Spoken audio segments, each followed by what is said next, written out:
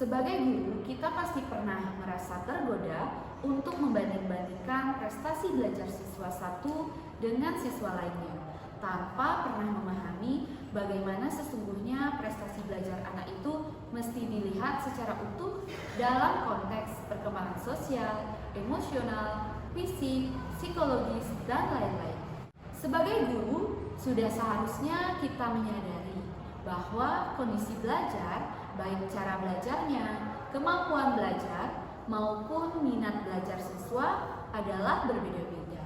Singkatnya, setiap anak memiliki gaya belajarnya masing-masing. Untuk itulah, pembelajaran berdiferensiasi sangat tepat diberikan kepada siswa kita. Artinya, kita memberikan akses belajar yang seimbang seperti sumber belajar, proses pembelajaran, bahkan dukungan sesuai dengan karakteristik dan keunikannya masing-masing. Harapannya tentu untuk mencapai tujuan pembelajaran.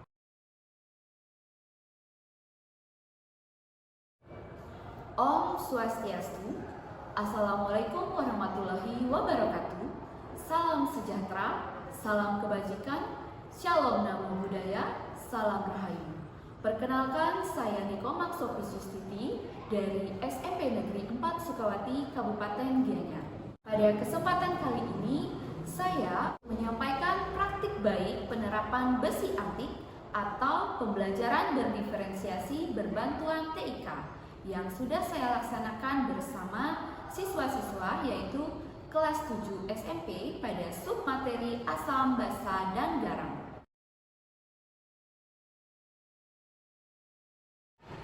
Pada tahap perencanaan, saya melakukan asesmen awal pembelajaran yaitu asesmen diagnostik, non-kognitif, dan kognitif. Asesmen non-kognitif, saya memperoleh data belajar siswa dengan memanfaatkan Google Formulir, dan asesmen diagnostik kognitif, saya memperoleh data tingkat pemahaman awal siswa dengan memanfaatkan kuisis. Dari proses ini, saya memperoleh dari segi gaya belajar, yaitu auditori sebanyak 16 siswa, visual sebanyak 8 siswa, dan 10 siswa memiliki gaya belajar secara kinestetik. Kemudian, dari segi tingkat pemahaman, kategori 1 yaitu pemahaman utuh sebanyak 10 siswa, paham sebagian yaitu sebanyak 16 siswa, dan belum paham sebanyak 8 siswa. Setelah saya mengetahui gaya belajar siswa, selanjutnya saya menyusun strategi pembelajaran yang dapat memfasilitasi kebutuhan belajar mereka dengan membuat bahan ajar berdiferensiasi. Sebagai penguatan konsep materi, saya mengemas konten pembelajaran berdiferensiasi berbantuan teknologi, informasi, dan komunikasi. Siswa akan saya ajak menggali informasi dari sumber-sumber digital terkait zat asam, basa, dan garam, tentunya sesuai dengan gaya belajar mereka. Adapun bahan ajar yang saya siapkan seperti modul, video pembelajaran yang saya buat sendiri, materi pembelajaran berupa PowerPoint, LKPD. Sebagai langkah awal untuk mengawali, terlebih dahulu saya menciptakan kelas yang nyaman dan kondusif bagi siswa. Tujuan yang akan dicapai adalah melalui pembelajaran berdiferensiasi berbantuan TIK atau besi antik.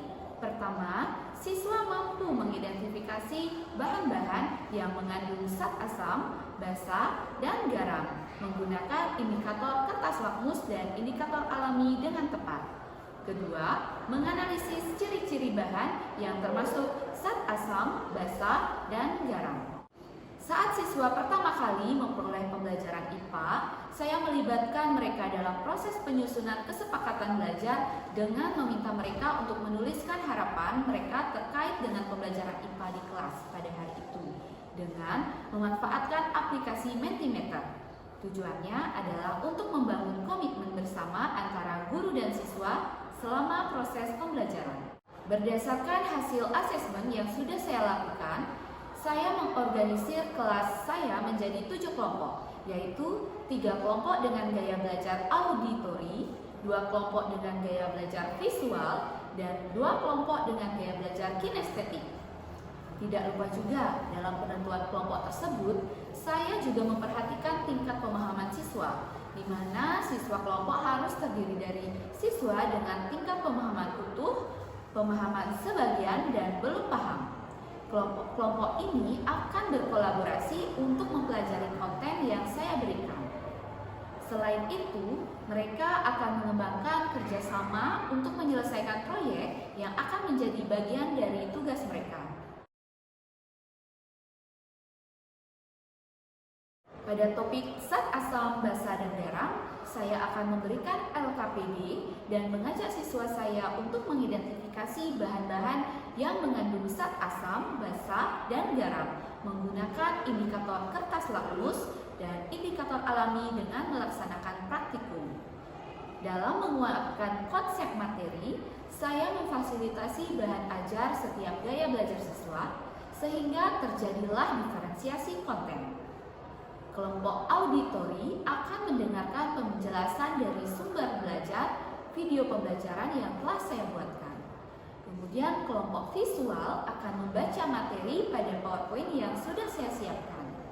Dan kelompok kinestetik saya kemas dengan melaksanakan edu-game, di mana mereka akan diarahkan untuk bergerak melakukan aktivitas di luar kelas dengan mencari sumber belajar yang sudah saya siapkan di tempat-tempat tertentu. Mereka akan mencari materi secara kolaboratif dengan memecahkan sandi terlebih dahulu. Setelah siswa mempelajari kontennya, mereka akan kembali berkumpul di kelas untuk melakukan praktikum. Setelah melaksanakan praktikum, siswa akan memaparkan hasil praktikum dengan produk sesuai dengan gaya belajar siswa. Dengan kata lain, saya menerapkan diferensiasi produk. Kelompok auditori akan membuat karya video dengan aplikasi seperti TikTok, KineMaster, CapCut, dan lain-lain. Kelompok visual akan membuat karya desain grafis seperti poster, media presentasi, dan lainnya dengan memanfaatkan Canva for Education. Sedangkan kelompok kinestetik akan membuat poster yang dibuat pada kertas manila dan berisikan gambar atau bahan-bahan yang akan mereka tempel. Selama kegiatan penguatan konsep dan pembuatan produk, terjadilah diferensiasi proses, di mana siswa dengan kategori 1 atau paham utuh akan menjadi tutor sebaya bagi teman-temannya yang paham sebagian dan belum paham. Di samping itu, siswa yang belum paham juga mendapat pendampingan dari guru. Hasil karya yang telah mereka buat selanjutnya dipresentasikan di depan kelas dengan kelompoknya masing-masing. Kemudian kelompok lain akan memberikan tanggapan, saran, maupun pertanyaan. Pada bagian penutup, siswa bersama guru menarik kesimpulan, melaksanakan evaluasi dan refleksi. Pada bagian evaluasi, saya melaksanakan asesmen berupa kuis dengan memanfaatkan kuisis dan menilai perkembangan siswa selama proses pembelajaran. Selanjutnya, melaksanakan refleksi dengan cara siswa menuliskan satu hal pengetahuan baru yang siswa dapatkan hari ini dan menggambarkan emoji sesuai dengan perasaan siswa. Hal yang penting dalam pembelajaran ini yaitu agar guru peka terhadap kebutuhan belajar yang beragam. Guru memfasilitasi dengan mengintegrasikan TIK dalam sumber belajar yang dibutuhkan siswa. Demikianlah praktik baik besi antik atau pembelajaran berdiferensiasi berbantuan TIK yang telah saya laksanakan bersama siswa-siswa saya. Semoga bermanfaat dan terima kasih.